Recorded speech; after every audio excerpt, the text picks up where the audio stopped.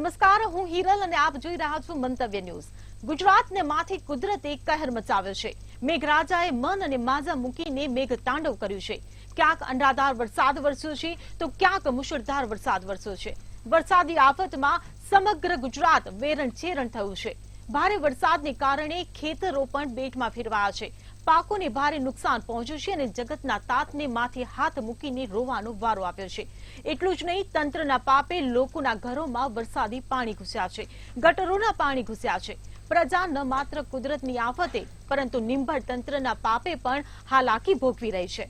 અને એ નેતાઓ કે જે ચૂંટણીઓ વખતે દોડતા દોડતા લોકોના ઘરો સુધી વોટ માંગવા જાય છે, તે નેતાઓ આ વરસાદી આફતમાં ઘરોમાં એસીની ઠંડકમાં લપાઈને બેઠા છે ને વરસાદી આફત સામે પ્રજા નિમાણી બની છે। ત્યારે વરસાદથી તારાજી સર્જાય છે એ માત્ર કુદરતી આફત નહીં પરંતુ પુરાવો છે તંત્રની ઉઘાડી પાડતી કામગીરીની પોલનો।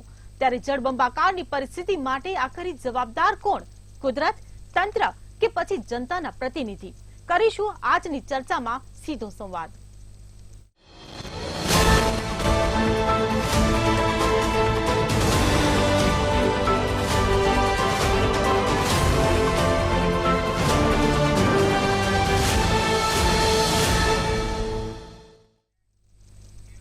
ચર્ચામાં આપણી સાથે જોડાઈ ગયા છે મંતવ્ય ન્યૂઝના એસોસિએટ એડિટર પ્રફુલ્લ ત્રિવેદી અને કોંગ્રેસમાંથી જોડાયા છે પરાગ પંચાલ। તો સૌપ્રથમ તો આપનું મંતવ્ય ન્યૂઝમાં સ્વાગત છે। પ્રફુલ્લભાઈ, હું તમને પહેલો સવાલ પૂછવા માંગીશ કે વરસાદના પાણી ઠેર ઠેર ભરાઈ ગયા છે, લોકો પરેશાન છે, કુદરતનો કહેર છે તો ક્યાંક એન્જિનિયરિંગની ખામી, શું કહેશો? હિરલ, છેલ્લા 5 દિવસથી અનરાધાર વરસાદ ગુજરાત ઉપર વરસી રહ્યો છે।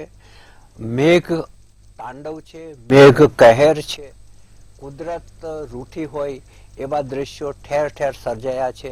એમાં પણ સૌરાષ્ટ્ર, દક્ષિણ ગુજરાત, ઉત્તર ગુજરાતના કેટલાક વિસ્તારો એકદમ પાણી પાણી થઈ ગયા છે અને ગ્રામ વિસ્તારની અંદર લોકો ત્રાહિમામ પોકારી ગયા છે। આપણે અમદાવાદની વાત કરીએ તો અમદાવાદના લગભગ તમામ વિસ્તારોમાં પાણી ભરાઈ ગયા હતા અને હજુ પણ કેટલાક વિસ્તારોમાં છે। હવે અત્યારે જે પાણી ભરાઈ જાય છે એને માટે કુદરતનો કહેર તો છે જ, કુદરતી આફત જ છે અને ઉપરાપરી વરસાદ આવે ત્યારે પાણીને પણ નિકાલ ક્યાં થવો કે ક્યાં એને જવું એ પણ પ્રશ્ન થતો હોય છે। એટલે પાણી ભરાયેલું રહે છે, અનેક જગ્યાએ ગટર છે બેક મારે છે। હવે આમાં મોટા ભાગે કુદરતના કહેરની સાથે સાથે એન્જિનિયરિંગની ખામીઓ પણ એટલી જ છે। એટલી બધી ફોલ્ટી ડિઝાઇનો જ્યાંને ત્યાં એન્જિનિયરો કરે છે, કોઈ જગ્યાએ ગટરના લેવલ મેળવતા નથી, સ્ટ્રોમ વોટર ડ્રેનેજ કાંઈ યોગ્ય રીતે કામ કરતી નથી, કારણ કે સ્ટ્રોમ વોટર ડ્રેનેજ સાથે ઠેર ઠેર ઔદ્યોગિક ગટરો અને ઘરેલું ગટરોના જોડાણો થઈ ગયા છે। એટલે એની ક્ષમતા કરતાં એના પર વધારે લોડ આવી જાય છે ને એને કારણે એની વહન શક્તિ કરતા વધુ પાણી આવવાના કારણે ગટરો બેક મારે છે ને લોકોના ઘરોની અંદર પાણી ઘૂસી જાય છે અને ઘરમાંથી પાણી ઉતરતા પણ 1 કે 2 દિવસ થાય છે। આજે તમે પૂર્વ વિસ્તાર જુઓ તો આખો જળબંબાકાર છે। અનેક જગ્યા જુઓ તમે, રાયપુર મિલ 4 રસ્તા જુઓ, હરિભાઈ ગોદાણીનું જે 4 રસ્તા છે એ છે, શારદાબેન હોસ્પિટલ છે, બાપુનગર જનરલ હોસ્પિટલ છે, એવરેસ્ટ 4 રસ્તા છે, મીઠા પાણીના દરવાજા છે, સેફી સોસાયટી છે, ભક્તિનગર છે, પન્નાલાલની ચાલી છે, સરસપુર ગામ 4 રસ્તા છે, કસ્તુરનગર છે, આખો તમે હાટકેશ્વર સર્કલ જુઓ, તમામ જગ્યાએ પાણી છે એ મોટા પ્રમાણમાં ભરાઈ ગયા હતા। હવે અમદાવાદ મ્યુનિસિપલ કોર્પોરેશને કહ્યું હતું કે 110 જગ્યાએ પાણી ભરાય છે, મેં આઈડેન્ટિફાઈ કરી કાઢ્યા છે અને હવે ના ભરાય એ માટે મેં યોગ્ય માત્રામાં સ્ટ્રોમ વોટર ડ્રેનેજ સ્ટ્રોંગ કરી છે। પરંતુ 110 તો આપણે ભૂલી જાઓ, 300 જગ્યાએ પાણી ભરાવાનું ચાલુ થઈ ગયું। એ ફોલ્ટી ડિઝાઇન શબ્દ હું એટલા માટે વાપરું છું કે હું એક મોટો દાખલો આપું કે જ્યારે કોટ વિસ્તારમાં જ વસ્તી હતી અને આજુબાજુના પરા વિસ્તાર થોડા ઘણા ડેવલપ થતા હતા, એ વખતે જે ગટર લાઈન નખાઈ ત્યારે મ્યુનિ બરો હતી, મ્યુનિસિપલ કોર્પોરેશન તો પછી આવ્યું, એ મ્યુનિ બરોના પ્રમુખ તરીકે સરદાર વલ્લભભાઈ પટેલ હતા અને એમણે ઉપર ઉભા રહી અને કોટ વિસ્તારની ગટર નખાવેલી। ગમે એટલો વરસાદ આવે કોટ વિસ્તારમાં પાણી નહોતું ભરાતું। હવે તમે જુઓ કે આ વરસાદની અંદર 3 દરવાજામાં પાણી ભરાયું, અને એ પાનકોટ નાકા સુધી ભરાયું. શું કામ? આ જે ભદ્રક કિલ્લાનું ડેવલપમેન્ટ થયું ત્યારબાદ આ પાણી ભરાવાનું ચાલુ થયું. લોકોની દુકાનોમાં પાણી જતા, નહીં તો કોટ વિસ્તારમાં એક ટીપુય પાણી નહોતું ભરાતું.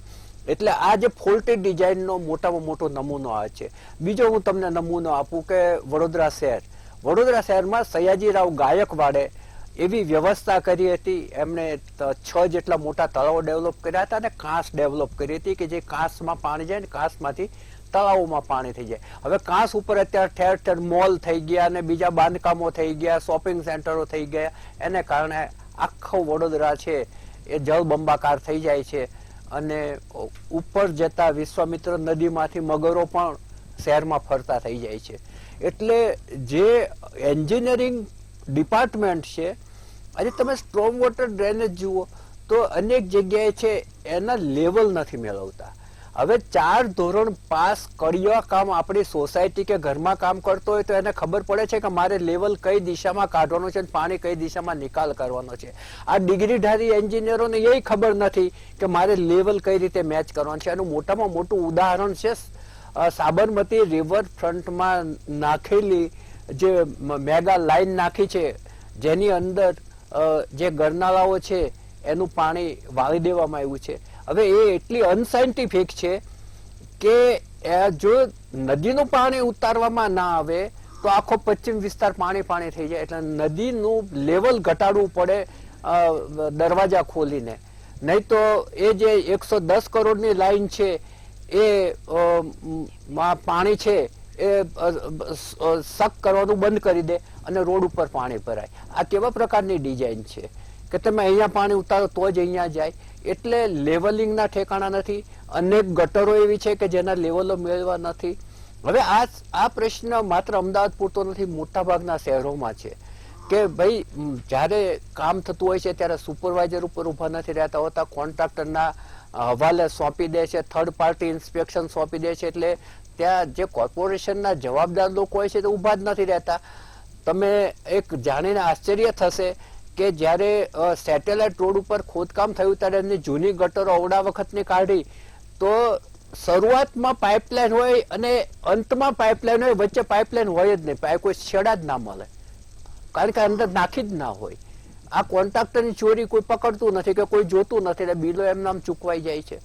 એટલે જે એન્જિનિયરિંગની ખામી છે એ પણ છે, કુદરતનો કહેર પણ છે. અને ઉપરથી સૌથી કરુણ દશા એ છે કે ચૂંટાયેલા પ્રતિનિધિઓ પણ આ વખતે ફિલ્ડમાં બહુ ઓછા દેખાયા છે. એક વાસણામાં અમિતભાઈ શાહ દેખાતા હતા, બાકી મોટા ભાગના પ્રતિનિધિઓ છે એ રોડ ઉપર ઓછા નીકળ્યા છે, અને પૂર્વ વિસ્તારમાં તો ખાસ. અને એટલે જ આજે ઘણા બધા પ્રતિનિધિઓ હાથ જોડીને માફી માંગતા હતા કે અમે વ્યવસ્થા નથી કરી શક્યા એમ. એટલે પ્રતિનિધિઓ અને એ જ રીતે અધિકારીઓ પણ બહુ જ ઓછા દેખાયા છે, કારણ કે ડેપ્યુટી કમિશનરો છે એ આઈએએસ છે અને બધા નવા છે. એટલે એ લોકોને ખબર જ નથી કે અમારે ફિલ્ડમાં શું કામ કરવું જોઈએ. અને સૌથી મોટી ખામી એ છે કે અધિકારીઓ ફિલ્ડમાં સારું વાતાવરણ હોય છે ત્યારે પોતાના વિસ્તારમાં રાઉન્ડ લેવાનું ભૂલી ગયા છે. એટલે ક્યાં શું ચાલે છે એમને ખબર જ નથી પડતી. એટલે એનો આ બધી જ પરિસ્થિતિનો સરવાળો અને ગુણાકાર એ કે જે કાંઈ પરેશાની ઊભી થાય એ પ્રજાએ સહન કરવાની છે. જી બિલકુલ. ભાજપમાંથી આપણી સાથે અત્યારે જોડાઈ ગયા છે નિલેશ સોલંકી. નિલેશભાઈ, મંતવ્ય ન્યૂઝમાં આપનું સ્વાગત છે. પહેલા તો મારો તમને એ સવાલ કે સૌરાષ્ટ્ર સહિત ગુજરાતભરમાં જે વરસાદી આફત આવી છે તેને કારણે ખેડૂત અને ખેતીને પારાવાર નુકસાન પહોંચ્યું છે. આ નુકસાન માટે આખરે જવાબદાર કોણ, શું કહેશો? જી જો છેલ્લા 72 કલાકથી આપણે ગણીએ તો રોજ એક વાતાવરણમાં શું થવાનું છે, રેડ એલર્ટ, યલો એલર્ટ, પણ સતત 3 દિવસથી આપણે બધાએ જોઈએ તો રેડ એલર્ટ. હવે રેડ એલર્ટ આપણને એમ થાય કે ભાઈ આવું તો આવ્યું નથી, પણ જ્યારે આખા વાતાવરણની જે પેટર્ન બદલાઈ છે કે સમગ્ર ગુજરાતમાં કદાચ તમને જામનગર, મોરબી, સુરત, ભરૂચ કે અમદાવાદ કે કોઈ પણ તમે હમણાં દ્વારકાનું જોયું તો દ્વારકાનો પણ ગુજરાતના 75 ડેમ ઓવરફ્લો થતા હોય ત્યારે એક સ્વાભાવિક રીતે કે એ ડેમનું પાણી એ રીતે છોડવું પડે કે કદાચ નીચાણવાળા વિસ્તારો, ગ્રામીણ એરિયામાં પણ એ પ્રસરે, કારણ કે સામે પેલા ડેમને આપણે એ કંટ્રોલ રાખવાનું છે. એની જે પાણીની જે કહેવાય કે લેવલ રાખવાનું છે એના માટે એ શહેરોમાં પણ એ પાણી આવેલા હોય. કદાચ મેં હમણાં જોયું થોડા સમય પહેલા કે નેશનલ હાઈવે પર આખો બંધ થઈ ગયો છે. તો નેશનલ હાઈવે પર પાણી ક્યારે આવે કે સમગ્ર જગ્યાએ ઉપરવાસમાંથી પાણી આવતું હોય, 75 ડેમો ઓવરફ્લો થતા હોય. તો સ્વાભાવિક છે. પણ આજે હું કોઈ રાજકારણ કરવા નથી બેઠો, પણ માત્ર ને માત્ર સંવેદના માનવને એક રીતે સલામત સ્થળે આજે મેં બરોડાના મેં ચિત્રો જોયા તો ખરેખર બહુ દયનીય ભયજનક સ્થિતિ છે કે ત્યાં એક પાણી વધારે ભરાયા છે, એક માળ સુધી પાણી ભરાયેલા છે. તો એના માટે એ વીજળી બંધ કરવી પડે, કારણ કે વધારે કોઈને એ શોર્ટ ના લાગે તો વધારે કોઈ ક્ષતિ ના પહોંચે. તો એ માટે એ લોકો 24 કલાક 48 કલાકથી તો ત્યાંના આપણા સરકારના 2 પ્રતિનિધિ મંત્રી શ્રી ઋષિકેશભાઈ પટેલ અને જગદીશ પંચાલ પોતે ડમ્પર ઉપર બેસીને એનો પ્રયાસ લગાવે છે. મુખ્યમંત્રી શ્રીએ છેલ્લા 4 દિવસમાં હાઈ લેવલ મીટિંગ કરી દરેક આઈએસ અધિકારી, અને કદાચ મને કહેતા બહુ જ આનંદ થાય છે કે આજે મહિલા ધારાસભ્ય હોય, એમપી હોય, પાણીમાં ઊભા છે અને એમની પોતાની જવાબદારી વ્યક્ત કરી રહ્યા છે. 100% હું કહીશ કે જનતામાં આક્રોશ હોય, થોડું ઘણું હોય કે ભાઈ તંત્ર પણ આખા ગુજરાતમાં તમે કોઈ એક સ્થિતિ હોય, કોઈ એક એરિયા હોય તો તમે ફોકસ કરી શકો. પણ જ્યારે સમગ્ર ગુજરાતમાં આવી દયનીય અતિવૃષ્ટિની એક ઇમરજન્સી આપણે એમને નાખી દીધી હોય કે પાણી છે, આ રીતનું સ્કૂલો બંધ કરવી પડે કે આખા 33 જિલ્લામાં આની અસર થતી હોય, તો સોયાબીનનો પાક છે, કપાસનો પાક છે, મગફળીનો પાક છે, ઊભો પાક એ નાશ થયો છે. તો એના માટે રાઘવજી પટેલ મંત્રીશ્રીએ પણ એમને કહ્યું છે કે થોડું પાણી ઉછળશે તો તાત્કાલિક સર્વે કરીને એ સરકારની તિજોરી ખોલી દીધી છે કે કોઈ પણ વ્યક્તિને, ગુજરાતના એક પણ દીકરા દીકરીને કે મહિલા યુવાનને કોઈ તકલીફ ના પડે એ માટે. પણ આપણે થોડી રાહ જોવાની છે કે પાણી એ ઓસરે, એનો લેવલ પ્રમાણે આવે, કારણ કે બધી જ પ્રક્રિયા સરકાર અત્યારે ફૂડ પેકેટ પહોંચાડવામાં છે, રેસ્ક્યુમાં આર્મીની 7 ટીમો લાગી ગઈ છે, એસડીઆરએફની 6 ટીમો છે, એનડીઆરએફની 7 ટીમો છે, ત્યાંની લોકલ પોલીસ. આપણે જોયું કે અત્યારે હાલ આવી એવી સ્થિતિ છે કે હેલિકોપ્ટરથી રેસ્ક્યુ કરવા પડે છે. તો આવી ભયજનક સ્થિતિમાં સૌ પ્રથમ સરકાર માટે એક જ વસ્તુ છે કે ત્યાં કેઝ્યુલિટી ના થાય, એ લોકોને રેસ્ક્યુ કરી શકાય, ઊંચા વિસ્તારમાં એ લોકોને પહોંચાડી શકાય, ફૂડ પેકેટ આપી શકાય. એ લોકોનું જનજીવન જ્યાં સુધી સામાન્ય ના થાય ત્યાં સુધી સરકાર ખડે પગે રહેશે. કોની શું ભૂલ હતી, શું હતું, એ બધા જ આપણે તાજવા છે અને 100% 4-5 દિવસ પછી આપણે બધી જ રાજનીતિ કરીશું. પણ અત્યારે આપણે બધા જ ભેગા થઈને, કોઈ ભાજપ કોંગ્રેસ નહીં, કારણ કે ભાજપના ઘરમાં પાણી આવેલું છે, કોંગ્રેસના ઘરમાં પાણી આવેલું છે, જનતાના ઘરમાં પાણી, એટલે આમાં કોઈ પક્ષાપક્ષી નહીં કરવું, પણ આમાં બધા જ ભેગા મળીને શું થઈ શકે, કઈ રીતે સેવા પહોંચી શકે, ક્યાં શું થઈ શકે, ક્યાં કોઈ જગ્યાએ અમારા પ્રદેશ અધ્યક્ષ CR પાટીલજીએ પણ 2 હેલ્પલાઇન નંબર નાખ્યા છે. એ હેલ્પલાઇન નંબર પણ હું આપને વોટ્સઅપ કરીશ તો આપના ત્યાં ટીવી માધ્યમથી પણ બતાવવામાં આવે. પણ આજે એક વ્યક્તિ, એક પશુને આપણે બચાવવાના છે. આપણે બહુ જ ખરાબ દ્રશ્ય જોયા કે ગાડીની અંદર વ્યક્તિઓ બેઠા હોય, ગાડી આખી થતી હોય, આપણે એ શબ્દો નથી મળતા કે એવી ખરાબ સ્થિતિ આપણે જોયેલી છે. પણ આજે આપણે આખું ગુજરાતે બહુ જ બધી આફતો જોયેલી છે, બહુ જ બધા ભૂકંપો જોયેલા છે. તો આ બધો જ 4-5 દિવસ પછી આ સ્થિતિ સામાન્ય થઈ જાય અને આ જનજીવન સામાન્ય થઈ જાય અને બધી જ સરકાર આમાં ક્યાંય કોઈ જગ્યાએ મુખ્યમંત્રીથી માંડીને પ્રધાનમંત્રી મોદીજીએ પણ એક આપ્યું છે કે રાજ્ય સરકારના જે પણ સહાય જોઈશે એ તાત્કાલિક ત્વરિતપણે એ કેશ ડોલ આપવાની થશે તો કેશ ડોલ આપવામાં પાછળ નહીં પડે. જે પણ સહાયતા થશે એ કેન્દ્ર તરફથી પણ આપણને એક સૂચવ મળ્યો છે અને આપણને સપોર્ટ મળી રહ્યો છે. જી બિલકુલ. હાલ નિલેશભાઈ તો સાથે મળીને કામગીરી કરવાની વાત કરી રહ્યા છે, પરંતુ પરાગભાઈ હું તમને પૂછવા માંગીશ કે શહેર હોય કે ગામડો, વરસાદી આફત બધાને નડી છે અને આ બંનેની પરિસ્થિતિ અત્યારે સરખી લાગી રહી છે. તમે આ અંગે શું કહેશો? હિરલ, આપણે જ્યારે દર સાલ વરસાદ આવે એટલે રોડ રસ્તા ઉપર આપણે ડિબેટ કરતા હોઈએ, ચર્ચા કરતા હોઈએ. ગુજરાત રાજ્યમાં છેલ્લા 28-30 વર્ષથી ભારતીય જનતા પાર્ટીનું શાસન છે. શહેરથી માંડીને નાના તાલુકા હોય, ગામડા સુધીમાં વરસાદ એક રાતની અંદર 6-7 ઇંચ પડે, 8-9-10 ઇંચ પડે એટલે ફ્લડની એક પરિસ્થિતિ ઉદ્ભવતી હોય છે. હવે સૌ પ્રથમ આપણને સવાલ એ થાય કે આના માટે જવાબદાર કોણ? આપણે પ્રફુલભાઈ, આપણા એડિટરશ્રીને બી સાંભળ્યા, તો આના માટે જવાબદાર 3 ફેક્ટર હું ગણું છું. સૌથી પહેલા તો માનવજાત પોતે જવાબદાર છે કે આપણે શહેરીકરણ કર્યું, ગ્રીન હાઉસ ઇફેક્ટ, આપણે ઔદ્યોગિકરણ કર્યું એના કારણે ગ્રીન હાઉસ ઇફેક્ટ થઈ, એના ક્લાઇમેટ ચેન્જની અસર. ક્લાઇમેટ ચેન્જની એના કારણે ક્લાઇમેટ ચેન્જની અસર થઈ ને એના કારણે અનિયમિત વરસાદ જે પડવાનો ચાલુ થયો. પહેલા કેવું હતું કે 15-20 દિવસ 25 દિવસ કે વરસાદની સિઝનમાં એક ઝીણો વરસાદ પડ્યા કરે અને વરસાદ ધીમે ધીમે રોડમાં થઈ અને એ જમીનમાં ઉતરે અને ક્યાંય ભરાય નહીં. પહેલા કેવું હતું કે એ તમારા જે શહેર હતું આપણું, શહેરની અંદર આજુબાજુમાં ગૌચરની જમીનો હતી, ક્યાંક ખરાબો હતો, ગામડામાં પણ એ પ્રકારની વ્યવસ્થા હતી, તળાવો હતા નાના નાના. પરંતુ છેલ્લા કેટલાક વર્ષથી આમ તો આપણે મારા મિત્ર નિલેશભાઈ એમ કે આમાં ભાજપ કોંગ્રેસ કરવું ના જોઈએ, પરંતુ એમનો વાંક હોય એટલે આપણે એમ કે ભાજપ કોંગ્રેસ ના કરવું જોઈએ, પણ આપણે એ કીધા વગર રહેવાય કે નહીં, રહેવાશે નહીં. કારણ કે આ એકમાત્ર આમાં સૌથી મોટું કારણ ભ્રષ્ટાચારનું પણ છે. ચાહે કોર્પોરેશન હોય, ચાહે જિલ્લા પંચાયત હોય, જે ગૌચર અને ખરાબાની જમીનો હતી એ બિલ્ડરો જોડે, મળતિયાઓ જોડે નેતાઓ મળીને વેચી નાખી છે. શહેરીકરણને આ લોકોએ પ્રાધાન્ય આપ્યું છે. એવી જ તમે સમજો કે એવી જગ્યાએ સોઇલ ટેસ્ટિંગ, જેનું સોઇલ ટેસ્ટિંગનો રિપોર્ટ જ ખરાબ હોય એવી જગ્યા, આપણે અમદાવાદનો જ દાખલો લઈએ, પોચી જમીન હોય જ્યાં વધારે ભૂવા પડી જતા હોય છે, ત્યાં આજુબાજુમાં કેનાલો પૂરવામાં આવે કે રેલવેની આજુબાજુની જમીનો પૂરવામાં આવે, એના હેતુફેર કરવામાં આવે અને ત્યાં બિલ્ડિંગો બનાવવામાં આવે.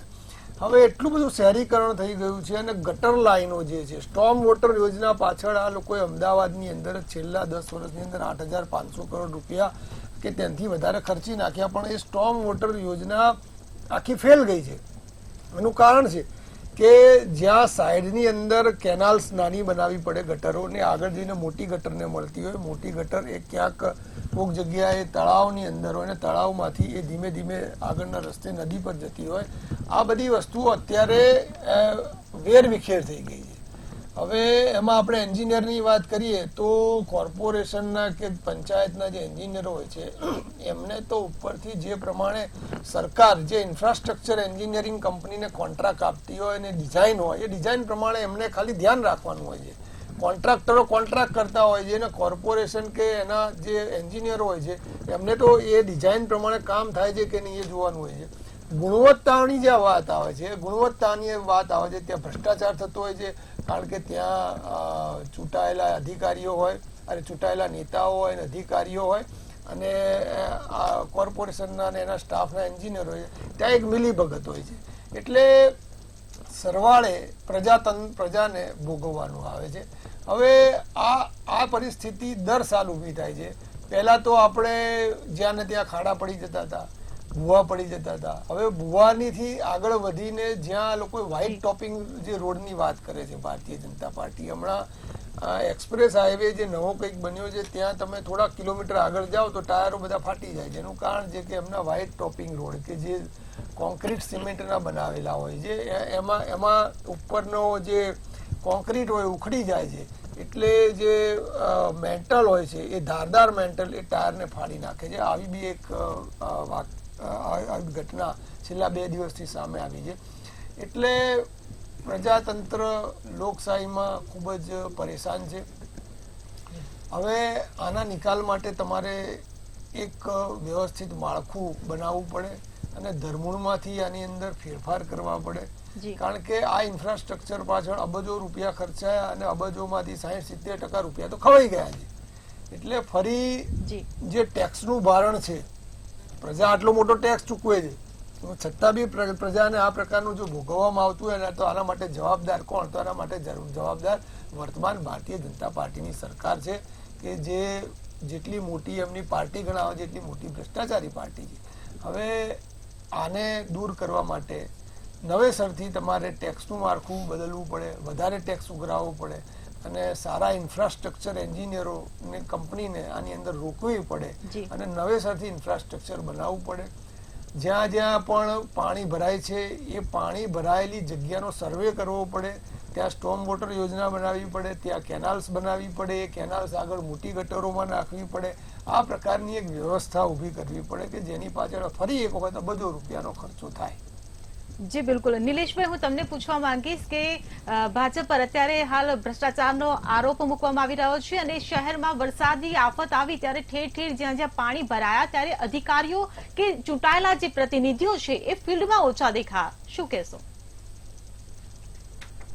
તદ્દન ખોટી વાત છે. હું સવારથી આ સર્ચ કરતો હતો તો આ મહિલા ધારાસભ્ય છે, બરાબર, રીવાબા જાડેજા જામનગરથી હોય, હિમાક્ષી બેન હોય, મહિલા હોય, કે જેમાં કોંગ્રેસના જે અત્યારે આ ભાઈ બેસીને વાત કરી રહ્યા છે કે અમારા કોઈ પણ હોય, MP હોય, કાઉન્સિલર હોય, ધારાસભ્ય હોય કે ત્યાંના લોકલ કાર્યકર્તા હોય, ત્યાંને જનતા સાથે, પોલીસ કર્મીઓ સાથે, આર્મી સાથે, NDRF, SDRF આ બધાની સાથે સમન્વયી રીતે જ્યાં જે પણ દેખાય છે, જે પણ કોલ આવે છે, કોલનું ત્વરિત કામ કરવામાં છે, ત્યાં પણ ગ્રામીણ ક્ષેત્રમાં પણ જ્યાં જે તે સમય ત્યાં લોકલ સમન્વય રીતે ક્યાંક કોઈ કોલ મળતો હોય કે ભાઈ અહીંયા આ વ્યક્તિઓ ફસાયેલા છે, તો NDRF, SDRF આ લોકો ત્યાં પહોંચે છે, આર્મીના સમન્વયના સપોર્ટથી ત્યાં કામ થાય છે, રેસ્ક્યુ કરવામાં આવે છે. મને ખ્યાલ હતો કે અમને શાબાશી મળશે રાજીવ ગાંધી ભવનમાંથી કે ભાઈ આજે તમારા રાજકારણ કરવાનું જ છે, પણ નહીં મિત્ર, તમને રાજકારણનો આ મોકો નહીં મળે.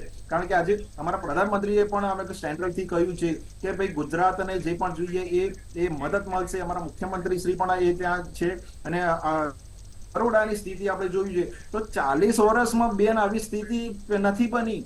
38 ફૂટ પાણી ઉપર આવ્યા છે અને હજી પણ એ આજવા ડેમમાંથી, કદાચ આજવામાંથી પાણી ઓછું ત્યાં છોડવામાં આવ્યું છે તો કદાચ સ્થિતિ સામાન્યથી થોડી હવે નીચે આવી રહી છે. પણ હું એમને કહું છું કે વરસાદ તાપમાંથી પાડે, વાદળ ફાટે તો ભારતીય જનતા પાર્ટી જવાબદાર.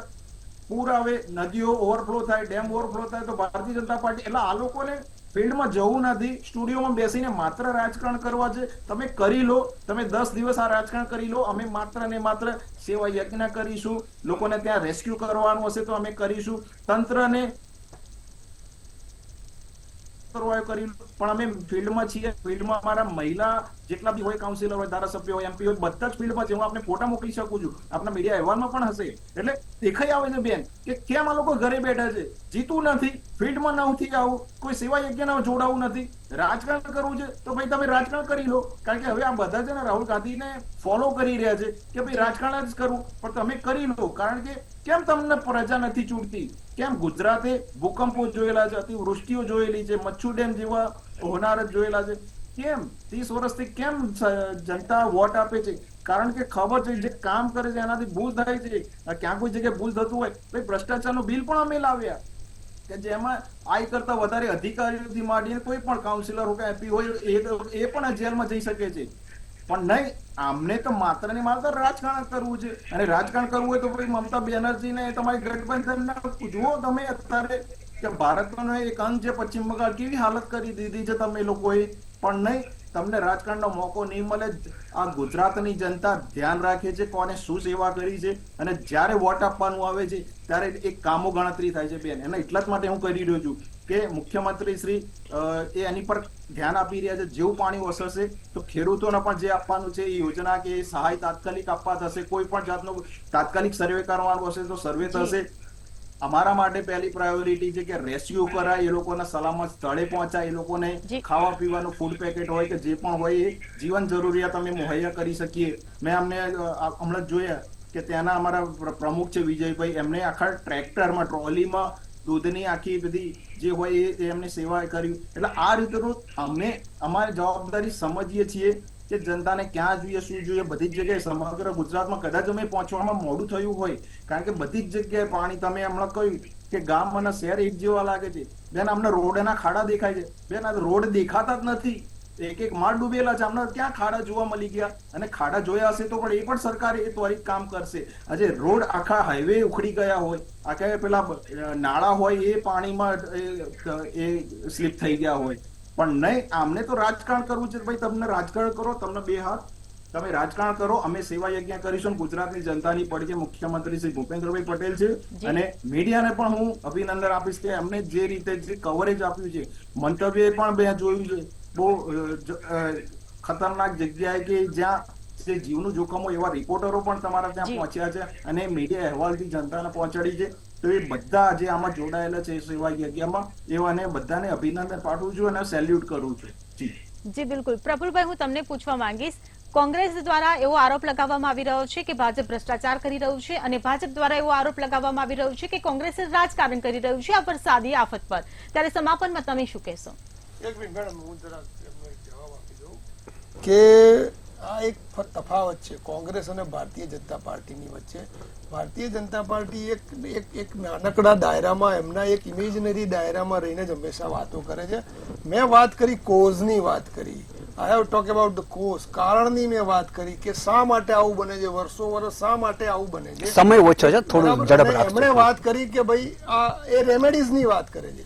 આ જે કોઝ બન્યો, શા માટે બન્યો, કેવી રીતે બન્યો, અને એક વખત બન્યા પછી તમે સત્તામાં છો, તમે ફિલ્ડમાં જાઓ છો ને અમે બી જઈએ છીએ, એ આપણી ફરજ છે રાજકારણી તરીકે જવાની, અધિકારીઓની ને તમારી. એમાં કઈ આપણે નવાઈ નથી કરતા. આપણને વોટ આપ્યો છે એટલે આપણે જવું પડે એમની સેવામાં. પણ બને છે કેમ વારંવાર? મેં કારણની વાત કરી નિલેશભાઈ, આ કારણ જ મહત્વનું છે કે આવું કેમ બને, ન બનવું જોઈએ. મેં એની વાત વરસાદ અતિવૃષ્ટિ થાય એમાં કોઈ પાર્ટી ને લાવશો? નિલેશભાઈ સમયનો અભાવ છે આપણી પાસે. નિલેશભાઈ હું તમારી સાથે સહમત છું. આપણે વિચાર કરવા નિલેશભાઈ શું કરી શકીએ, નિલેશભાઈ એક મિનિટ. કામમાં આવી શકીએ. નિલેશભાઈ હવે સમય પૂરો થવા આવ્યો છે. તમારી સાથે હું સહમત છું કે કુદરતનો કહેર છે, ખૂબ જ વરસાદ છે, છતાં આ વરસાદની અંદર ભૂપેન્દ્રભાઈ પટેલની સરકાર ખૂબ જ સારું કામ કરી રહી છે. આપણને એવા દ્રશ્યો પણ જોવા મળે છે કે હેલિકોપ્ટરથી લોકોને બચાવવામાં આવી રહ્યા છે, અને જે રીતને જે વ્યાપક પ્રમાણમાં જે કહેર છે એ પ્રમાણમાં કેજ્યુઅલિટી બહુ જ ઓછી થઈ છે, લગભગ નહીવત કહેવાય. એટલે તમે વાવાઝોડા વખતે તે ભૂપેન્દ્રભાઈની સરકારે સારું જ કામ કર્યું હતું બિપરજોયને એ વખતે, પરંતુ અત્યારે જે કુદરતનો કહેર છે એમાં બધા જ તમામ પક્ષો અને સામાજિક સંસ્થાઓએ લોકોની વહારે જવાની જરૂર છે. લોકોને ફૂડ પેકેટ્સ પહોંચાડવાની જરૂર. અનેક ઝૂંપડાઓ એવા છે કે જ્યાં 3 દિવસથી એ લોકોને ત્યાં ચૂલા નથી સળગી શક્યા, એવા લોકોને ત્યાં ફૂડ પેકેટ્સ પહોંચાડવાની જરૂર છે. અને જે ખેડૂતોની હાલત છે એ અત્યંત દયનીય છે. કેમ કે જ્યારે નિલેશભાઈ કહ્યું રીતે હાઈવે ઉપર પાણી આવી ગયા હોય તો ખેતરો તો સ્વાભાવિક રીતે ધોવાઈ ગયા હોય, ઉભો પાક ધોવાઈ ગયો હોય, ખેતરના શેઢા ધોવાઈ ગયા હોય, પોતાનું ખેતર ક્યાં છે શોધવા નીકળવું પડશે, એવી હાલત પાણી ઓસરશે પછી થઈ જશે. એટલે આપણે ઈચ્છીએ કે સરકાર પાણી ઓસરી જાય, શાંત થાય પછી બહુ ઝડપથી સર્વે કરી અને ખેડૂતોને જરૂરી સહાય પહોંચાડે. અને અત્યારે જે લોકો અને અસરગ્રસ્ત લોકો છે એને જરૂરી સહાય પહોંચાડવી જોઈએ. કોઈને કપડાની બી જરૂર હશે, ખોરાકની જરૂર હશે, કરિયાણાની જરૂર હશે, એના પેકેટ કરીને એની કીટ કરીને બહુ ઝડપથી પહોંચાડે તો શું છે કે જે ગરીબ લોકો રોજ લાવીને રોજનું ખાતા હશે એ લોકોની હાલત અત્યારે ઝૂંપડાઓની અંદર બહુ જ ખરાબ છે. આજે આપણે બાપુનગર તરફના અને પૂર્વ વિસ્તારની ઝૂંપડપટ્ટી જુઓ તો ત્યાં 2 દિવસથી એ લોકો પોતાના બચાવ કરવા માટે પોતાનો સામાન લઈને અન્યત્ર ખસી ગયા છે. એ લોકોને બહુ જ હાલાકીમાં છે. એવી જ હાલત સૌરાષ્ટ્રના શહેરોની પણ છે. જે પરાગભાઈ કહ્યું રીતે શહેરીકરણનો અભિશાપ છે આપણને, કે આપણે શહેરીકરણ વધારતા જઈએ છીએ અને જે કુદરત સાથે ચેડા કરીએ છીએ, ક્લાઇમેટ ચેન્જની અસર છે. એટલે જ્યાં પણ વરસાદ પડે ત્યાં સીધું આભ જ ફાટે છે. એટલે ફોલ્ટી ડિઝાઇન પણ જરૂર, બધું જેવું છે. આ દાખલા ચાંદોડિયા જે ગરનાળું છે એ હજુ હમણાં જ નવું થયું છે. અત્યારે ત્યાં એટલી બધી હાલાકી છે કે 2 દિવસથી ત્યાં પાણી જ ઉતરતું નથી. લોકો એવું કહેતા થઈ ગયા કે આના કરતા જૂનું હતું એ વધારે સારું હતું. એટલે ઘણી વખત એન્જિનિયરોનું જે ડિઝાઇનિંગ હોય છે એની પણ ખામી હોય છે. એટલે ઈચ્છીએ કે હવે આ કુદરતની જે આપણા પર અત્યારે કહેર છે એ સમી જાય અને લોકો પોતપોતાના ઘરોમાં સલામત રીતે જઈ શકે અને પૂર્વવત જીવન થાય. જી બિલકુલ. પ્રફુલભાઈ, પરાગભાઈ અને નિલેશભાઈ, આપ સૌ અમારી સાથે ચર્ચામાં જોડાયા બદલ આપનો આભાર. તો હજી પણ વરસાદી આફત યથાવત છે. પારાવાર નુકસાનીનો આંકડો પણ વધતો જશે, રાજકારણ પણ વધતું જશે અને આક્ષેપો પણ વધતા જશે. સરકાર સર્વે કરાવશે અને સહાય પેકેજની જાહેરાત કરશે. ત્યારે જોવાનું રહ્યું કે દર વખતે ઉભી થતી આ વરસાદી આફતોને લઈને તંત્ર જવાબદાર ક્યારે બનશે. હાલ ચર્ચામાં બસ આટલું જ. ફરી મળીશું નવા વિષય સાથે. નમસ્કાર.